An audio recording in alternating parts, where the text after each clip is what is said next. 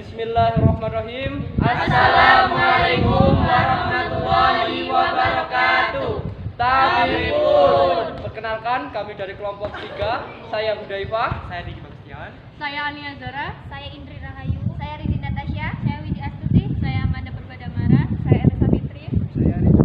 Saya Farel Tulus Rahman. Kami akan mempresentasikan hasil kerja diskusi kami dengan tema implementasi nilai-nilai Pancasila dalam kehidupan bermasyarakat. Selamat menyaksikan.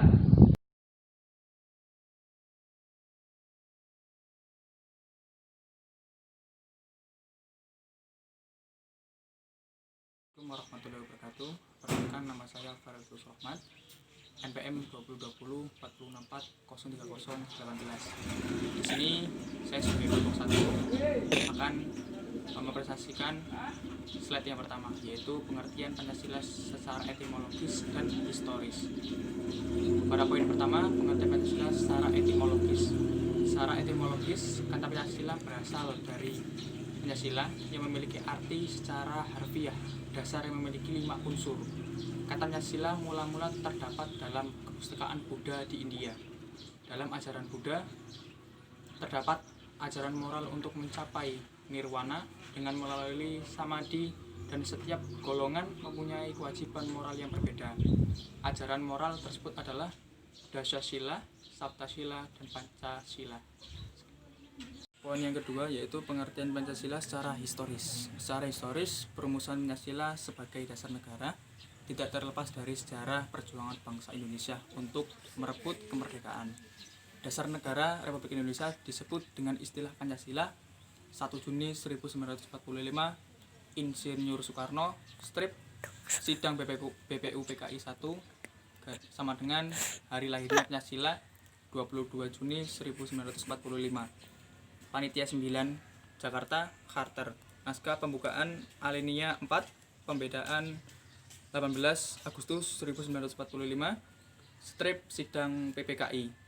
Mengesahkan Undang-Undang Dasar 1945, strip pembukaan alinea keempat sama dengan Pancasila resmi plus sah. Terima kasih. Baiklah, saya di sini Indra Rahayu NPM 202040640323 ingin melanjutkan presentasi tentang implementasi nilai-nilai Pancasila dalam kehidupan sehari-hari masyarakat. Pada zaman reformasi, saat ini pengimplementasian Pancasila sangat dibutuhkan oleh masyarakat. Karena di dalam Pancasila terkandung nilai-nilai luhur bangsa Indonesia yang sesuai dengan kepribadian bangsa. Selain itu, kini zaman globalisasi begitu cepat menjangkiti negara-negara di seluruh dunia, termasuk Indonesia.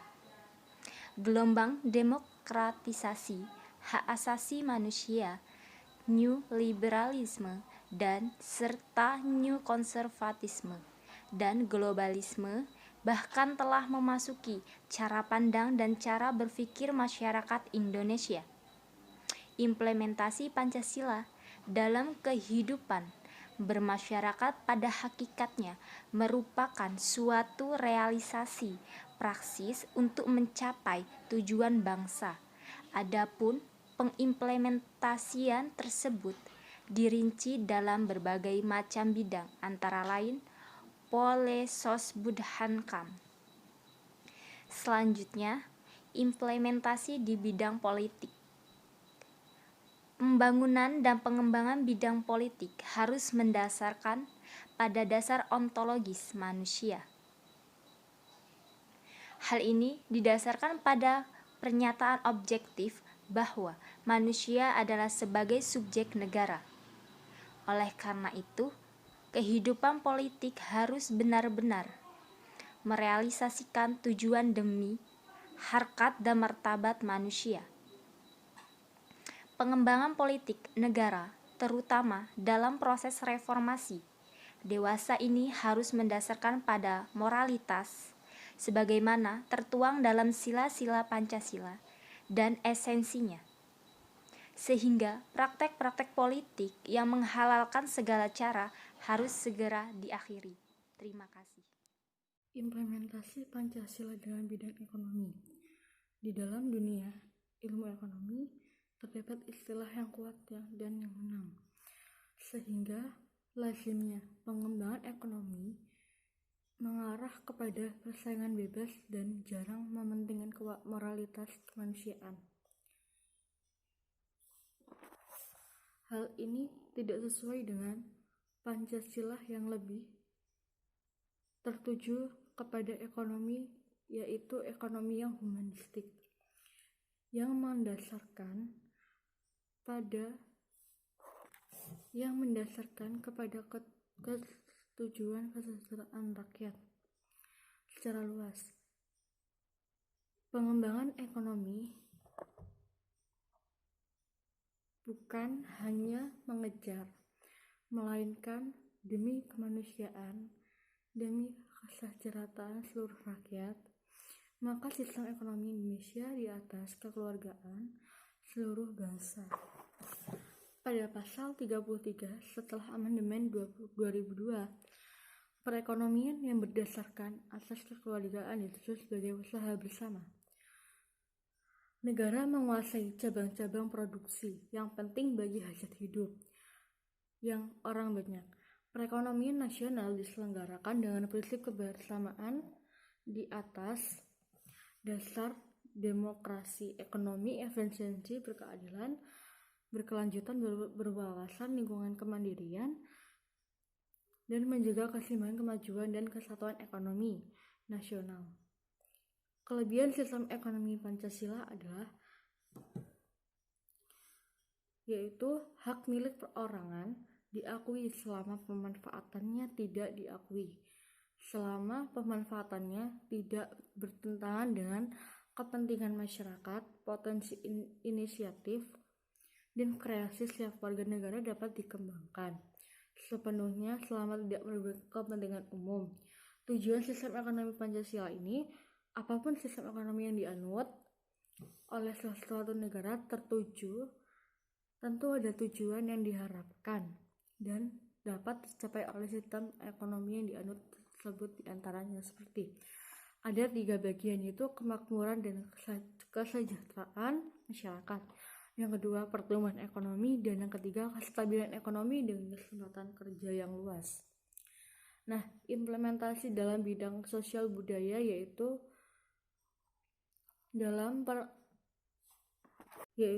hak milik perorangan diakui selama pemanfaatannya tidak diakui, selama pemanfaatannya tidak bertentangan dengan kepentingan masyarakat, potensi inisiatif dan kreasi setiap warga negara dapat dikembangkan sepenuhnya selama tidak merugikan kepentingan umum. Tujuan sistem ekonomi Pancasila ini, apapun sistem ekonomi yang dianut oleh suatu negara tertuju, tentu ada tujuan yang diharapkan dan dapat tercapai oleh sistem ekonomi yang dianut tersebut, diantaranya seperti ada 3 bagian, yaitu kemakmuran dan kesejahteraan masyarakat, yang kedua pertumbuhan ekonomi, dan yang ketiga kestabilan ekonomi dengan kesempatan kerja yang luas. Nah, implementasi dalam bidang sosial budaya yaitu dalam pembangunan dan pengembangan aspek sosial budaya hendaknya didasarkan atas sistem nilai yang dimiliki oleh masyarakat tersebut, terutama dalam rangka bangsa Indonesia melakukan reformasi di segala bidang dewasa ini. Sebagai anti klimaks, proses reformasi dewasa ini sering kita saksikan adanya stagnasi nilai sosial budaya dalam masyarakat, sehingga tidak mengherankan jikalau di berbagai wilayah Indonesia saat ini terjadi berbagai gejolak yang sangat memprihatinkan, antara lain amuk massa yang cenderung anarkis, bentrok antara kelompok masyarakat satu dengan yang lain, dan yang muaranya adalah masalah politik. Implementasi wawasan Nusantara dalam kehidupan sosial budaya akan menciptakan sikap yang menghormati atau mengakui, menerima, dan juga segala bentuk perbedaan atau kebinekaan sebagai kenyataan hidup, sekaligus karunia Sang Pencipta agar tercipta juga suasana yang aman dan nyaman di negara Indonesia ini. Cara menunjukkan bahwa kita berwawasan Nusantara sosial budaya, yaitu tidak menghilangkan budaya Indonesia, walaupun banyaknya budaya luar yang masuk ke Indonesia. Bangga akan hasil karya bangsa Indonesia, contohnya batik dan lain-lain. Melindungi budaya bangsa Indonesia agar tidak diperoleh negara lain. Assalamualaikum warahmatullahi wabarakatuh. Perkenalkan, nama saya Amanda Purbadamara dengan NPM 2020 40 6403006. Jadi di sini saya akan menjelaskan implementasi Pancasila dalam bidang pertahanan dan keamanan. Negara pada hakikatnya adalah merupakan suatu masyarakat hukum. Demi tegaknya hak-hak warga negara, maka diperlukan peraturan perundang-undangan negara, baik dalam rangka mengatur ketertiban warga maupun dalam rangka melindungi hak-hak warga.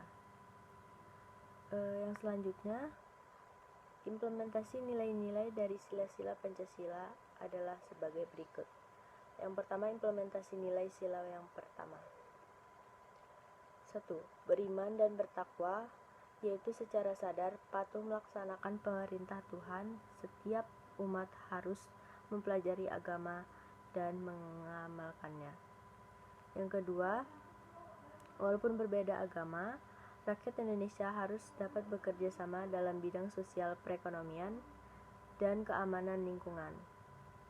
Yang ketiga, setiap pemeluk agama tidak boleh menghalangi ibadah agama lain. Yang keempat, mengembangkan toleransi agama sejak dini. Dan yang kelima, tidak menyebarkan agama kepada manusia yang sudah bertuhan. Assalamualaikum warahmatullahi wabarakatuh. Saya Elisa Fitri akan melanjutkan materi, yaitu implementasi nilai sila kedua. Yang pertama, sesama manusia tidak boleh saling melecehkan.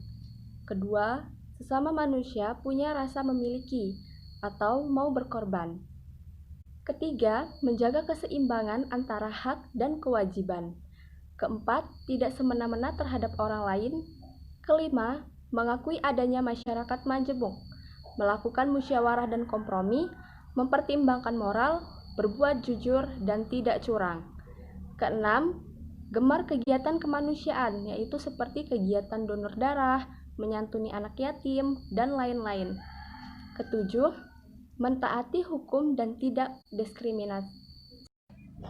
Baiklah, selanjutnya implementasi nilai ketiga. Yang pertama yaitu menempatkan kepentingan negara di atas kepentingan pribadi dan golongan. Yang kedua, berkorban demi negara, yaitu dengan cara bekerja keras, taat, membayar pajak, dan tidak KKN. Ketiga, cinta tanah air, yaitu dengan cara meningkatkan prestasi di segala bidang. Yang keempat, bangga sebagai bangsa Indonesia, yaitu dengan percaya diri sebagai orang Indonesia. Baiklah, setelah tadi kita sama-sama menyaksikan presentasi implementasi nilai-nilai Pancasila dari sila yang pertama sampai dengan sila keempat. Kini tibalah saatnya saya, Hudzaifah, akan melanjutkan presentasi implementasi nilai-nilai Pancasila dari sila yang kelima. Untuk implementasi yang pertama yaitu adalah mengembangkan perbuatan luhur. Contohnya apa? Contohnya adalah saling membantu dan gotong royong. Contoh realnya di kehidupan sehari-hari itu apa? Apabila kita di sekeliling kita, di lingkungan rumah kita terdapat orang atau saudara kita atau tetangga kita yang sedang membutuhkan bantuan, entah itu tenaga ataupun pikiran, kita harus membantu dengan sukarela. Itu salah satu implementasi sila kelima dalam upaya mengembangkan perbuatan luhur. Baik, selanjutnya adalah berbuat adil atau tidak pilih kasih. Nah, contohnya apa? Kita ambil contoh di lingkungan pelajar atau mahasiswa. Berperilaku adil itu seperti kalau berteman, kita tidak pilih-pilih teman. Oh, itu dari golongan A, itu dari golongan B, atau itu yang kaya, itu yang miskin, itu tidak boleh. Kalau berteman itu kita harus berbuat adil atau tidak pilih kasih atau tidak pilih-pilih. Yang selanjutnya adalah menghormati orang lain. Tidak menghalangi orang lain hidup lebih baik. Artinya, apabila orang lain atau orang di sekeliling kita sedang merintis kesuksesan untuk memperbaiki taraf hidupnya, kita tidak boleh tuh menghalang-halanginya dengan melakukan sabotase atau melakukan hal-hal yang di luar kewajaran atau hal-hal yang tidak pantas dilakukan. Yang selanjutnya adalah memberi pertolongan. Kita tidak boleh egois dan kita tidak boleh individualistis. Karena apa? Karena kita adalah makhluk sosial. Nantinya kita akan membutuhkan pertolongan dari orang itu juga, entah kapan itu waktunya. Oleh sebab itu kita tidak boleh egois atau tidak boleh individualistis. Yang selanjutnya adalah bekerja keras, tidak pasrah terhadap takdir Tuhan. Takdir kan ada yang bisa dirubah tuh. Nah, oleh sebab itu kita tidak boleh nih pasrah dengan takdir yang telah digariskan Tuhan kepada kita. Kita harus bekerja keras. Kita harus bisa menjadi apa yang kita inginkan dalam cita-cita kita. Kemudian menghargai karya orang lain. Contohnya seperti apa? Kita tidak membajak dan tidak membeli produk bajakan. Membajak itu seperti apa? Misal nih, kita di YouTube, kita buat video YouTube, buat konten YouTube. Nah, kita kasih background lagu nih. Lagunya kita main ambil aja nih. Kita nggak cantumkan penciptanya, kita tidak cantumkan pemiliknya, sama saja kita membajak. Nah, itu juga ada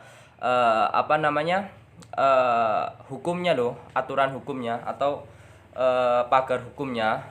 Apabila kita melanggar, ya otomatis kita akan mendapat sanksi. Yang selanjutnya tidak membeli produk bajakan seperti kaset-kaset DVD yang dijual di pasaran itu. Kebanyakan itu saya tidak bilang semuanya, tapi kebanyakan itu adalah produk bajakan. Oleh sebab itu kita harus dapat pintar-pintar memilih dan memilah mana yang bajakan dan mana yang original. Yang selanjutnya adalah tidak merusak sarana dan prasarana umum dan menjaga kebersihan di tempat umum. Maksudnya gimana? Apabila kita berada di tempat umum, misal kampus, masjid, dan yang lainnya, kita tidak boleh tuh misal kita nemuin tempat sampah yang udah pecah nih, ya kita biarin aja, nggak usah kita pecahin sekaligus biar cepat diganti, itu nggak boleh. Kemudian menjaga kebersihan di tempat umum. Apabila kita pergi ke toilet itu buang air besar atau buang air kecil, nah ya seharusnya kita masuk bersih, keluar juga bersih. Itu menjaga kebersihan di tempat umum. Nah, mungkin itulah yang dapat saya sampaikan dari implementasi nilai Pancasila, khususnya sila kelima, yaitu keadilan sosial bagi seluruh rakyat Indonesia. Kurang dan lebihnya saya mohon maaf. Saya akhiri, wabillahi taufik wal hidayah. Wassalamualaikum warahmatullahi wabarakatuh. Assalamualaikum warahmatullahi wabarakatuh. Perkenalkan, nama saya Ridho Nisik dari Prodi Pendidikan Bahasa dan Sastra Indonesia, NPM 2020 464030337. Di sini saya akan menjelaskan tentang faktor-faktor pendorong dan penghambat masyarakat dalam menerapkan nilai-nilai Pancasila. Yang pertama, faktor-faktor pendorong masyarakat dalam menerapkan nilai-nilai Pancasila, yaitu A. Pendidikan atau pengetahuan sangat besar pengaruhnya terhadap pemahaman kita untuk memahami arti dan fungsi Pancasila. B. Lingkungan hidup sama halnya dengan pendidikan. Lingkungan juga berpengaruh kepada pembentukan jiwa Pancasila yang kita pahami dan pelajari. C. Memahami arti dan fungsi Pancasila dengan baik dan jadikan sebagai pandangan hidup kita sehari-hari. D. Menjadikan Pancasila sebagai aturan berperilaku, memiliki rasa persatuan dan kesatuan dalam berbangsa dan bernegara, agar tidak mengenal batas-batas perbedaan agama, kesukuan, golongan, dan lain sebagainya. E. Mampu menciptakan rasa kebersamaan dengan cara tolong-menolong untuk mencapai hubungan yang lebih harmonis. Yang kedua, faktor penghambat dalam menerapkan nilai-nilai Pancasila. Berkurangnya nilai-nilai kekeluargaan, semangat gotong royong, tenggang rasa, norma susila, kesopanan, dan adat istiadat bangsa karena lebih mementingkan keegoisannya sendiri dibandingkan dengan orang lain. Sekian dari saya, kurang dan lebihnya saya mohon maaf. Assalamualaikum warahmatullahi wabarakatuh. Assalamualaikum warahmatullahi wabarakatuh. Saya Rini Natasha, NPM 20204064030054, Prodi Pendidikan Bahasa dan Sastra Indonesia. Pengabdian terhadap Pancasila juga menimbulkan ancaman yang berasal dari luar dan dalam negeri. Misalnya, yang terjadi saat ini seperti timbulnya konflik horizontal dan vertikal, serta konflik yang bernuansa politis. Munculnya aksi-aksi teror yang dilakukan oleh kelompok tertentu, timbulnya disintegrasi bangsa dan munculnya dukungan internasional serta terselubung kepada kelompok separatis. Meningkatnya sentimen keagamaan, kedaerahan, kesukuan, ego, sektoral, dan kepentingan kelompok dan tidak harmonisnya hubungan kemitraan dan komunikasi antara pemerintah dan legislatif. Kondisi masyarakat ini dalam memahami, menghayati, dan mengamalkan ideologi Pancasila sangat mempengaruhi terhadap persatuan dan kesatuan bangsa. Bahkan, integritas negara kesatuan Republik Indonesia di masa yang akan datang. Karena menyelenggarakan suatu bangsa sangat bergantung pada kualitas sumber daya manusia yang ada di dalamnya. Bagi masyarakat dan negara Republik Indonesia, Pancasila adalah kenyataan yang tidak dapat diganggu-gugat. Maksudnya adalah bahwa Pancasila sebagai falsafah dan ideologi negara yang makin hari makin perlu dipahami, dihayati, dan diamalkan. Namun, kedudukan formal Pancasila yang sangat kuat tidak selalu sejajar dengan Pancasila yang sangat kuat Pancasila dalam kehidupan sosial sehari-hari. Baiklah, saya Iqbal Setiawan dengan NPM 20204064030013. Di sini saya akan melanjutkan presentasi dari rekan saya. Di sini dengan judul langkah-langkah yang digunakan untuk menghindari dari penyimpangan penerapan nilai-nilai Pancasila. Pancasila adalah ideologi dasar bagi bangsa Indonesia. Pancasila sebagai pandangan hidup bangsa yang sebenarnya merupakan wujud dari nilai-nilai budaya yang dimiliki bangsa Indonesia. Pancasila juga berperan sebagai pedoman dan penuntun dalam kehidupan bermasyarakat, berbangsa, dan bernegara. Baik, yang pertama, menjadikan Pancasila sebagai pandangan hidup kita sehari-hari agar terhindarnya dari penyimpangan nilai-nilai Pancasila. Pancasila pada saat ini cuma dijadikan bahan hafalan saja, baik di kalangan pelajar, mahasiswa, dan masyarakat. Tetapi beberapa dari mereka belum mengetahui apa makna yang terkandung dalam Pancasila tersebut dan belum bisa mengamalkannya di kehidupan sehari-hari. Pancasila sejatinya tidak hadir begitu saja sebagai wujud kesepakatan politik belaka, melainkan suatu nilai yang tumbuh serta berkembang sejalan dengan entitas bangsa Indonesia yang kemudian menjadi negara Indonesia. Sebagai dasar hidup, Pancasila memberikan tempat berpijak bagi bangsa Indonesia sehingga tidak mudah terombang-ambing oleh arus, pengaruh, serta tekanan. Dengan Pancasila sebagai dasar pegangan hidup, bangsa Indonesia menyadari sebagai ciptaan Tuhan yang harus mampu menjalankan perintahnya, yang antara lain melakukan sikap berpikir, berbuat, serta bertindak dengan menggunakan akal dan perasaannya yang baik untuk mempersatukan diri dengan wujud dan isi hidup dan kehidupan sebagai satu kesatuan suasana yang serasi dan seimbang. Namun, dalam kaitannya dengan keserasian, keselarasan, serta keseimbangan, bangsa Indonesia tidak dibenarkan untuk berbuat semena-mena. Sehingga Pancasila sebagai pandangan hidup bangsa Indonesia menjadi tolak ukur setiap perbuatan bangsa di dalam segala aspeknya, baik aspek kehidupan yang bersifat pribadi maupun sosial dan kehidupan bernegara. Sementara itu, Pancasila juga sebagai falsafah negara merupakan salah satu aspek identitasnya yang khusus untuk perkehidupan negara Indonesia dengan segala fungsi, ciri, serta tugas dan kewajiban baik terhadap warga negaranya, terhadap negara lain, dan merupakan suatu dasar bagi bangsa Indonesia dalam kehidupan bernegara. Pancasila sebagai sumber segala sumber hukum Indonesia merupakan wujud dalam tertibnya hukumnya, sebagai sumber yang berarti sebagai asal tempat setiap pembentuk hukum di Indonesia mengambil serta menimba unsur-unsur dasar yang diperlukan dan merupakan tempat untuk menemukan ketentuan-ketentuan yang menjadi sisi dari peraturan yang akan dibuat. sehingga Pancasila menjadi nilai yang mewarnai hukum nasional Indonesia, sekaligus berfungsi sebagai kaidah penuntun yang menentukan arah dan karakteristik hukum nasional. Berikut adalah upaya-upaya mengembalikan nilai-nilai Pancasila. Yang pertama, terlebih pada subjek sebagai pemilik, penghayat, dan pengamalnya, yakni bangsa Indonesia yang menyadari keindonesiaannya. Seseorang yang hanya berkebangsaan Indonesia tanpa menyadari sifat keindonesiaannya secara utuh, hanyalah warga secara lahiriah belaka, tanpa memahami isi jiwa bangsanya sendiri. Yang kedua, dalam upaya mengembalikan nilai-nilai Pancasila merupakan tanggung jawab segenap komponen bangsa yang tidak hanya dialamatkan kepada warga negara, namun juga kepada penyelenggara baik tingkat pusat dan daerah. Yang ketiga, setiap penyelenggara negara berperan dalam mengembalikan nilai-nilai Pancasila dengan mengoperasionalkan nilai-nilai tersebut dalam tindakan serta putusan yang menjadi kewenangnya. Dan yang terakhir, dalam pelaksanaan dan penegakan hukum, Pancasila harus kembali digunakan sebagai kacamata nilai untuk membaca teks hukum dan fakta hukum. Teks dan fakta hukum tidak hanya dibaca dengan kacamata normatif, aturan yang kaku, melainkan harus dibaca lebih menyeluruh dalam bingkai-bingkai nilai-nilai yang termuat dalam Pancasila, yakni ketuhanan, kemanusiaan, dan keadilan. Karena Pancasila berkedudukan sebagai status fundamental norm. Baik, yang kedua yaitu mengikuti aturan-aturan Pancasila untuk berperilaku yang baik. Indonesia telah sejak lama mengakui bahwa Pancasila adalah dasar negara. Pancasila adalah ideologi nasional dan Pancasila adalah sumber dari segala sumber hukum.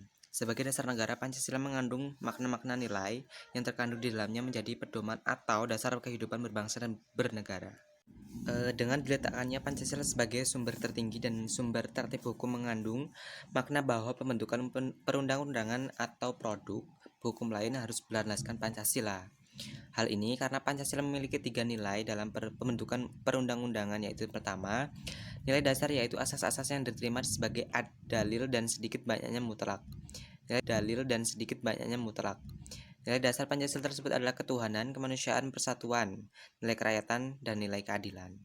Yang kedua, nilai instrumental, yaitu pelaksanaan umum dari nilai-nilai dasar, terutama berbentuk norma hukum yang selanjutnya dikristalisasi dalam peraturan perundang-undangan.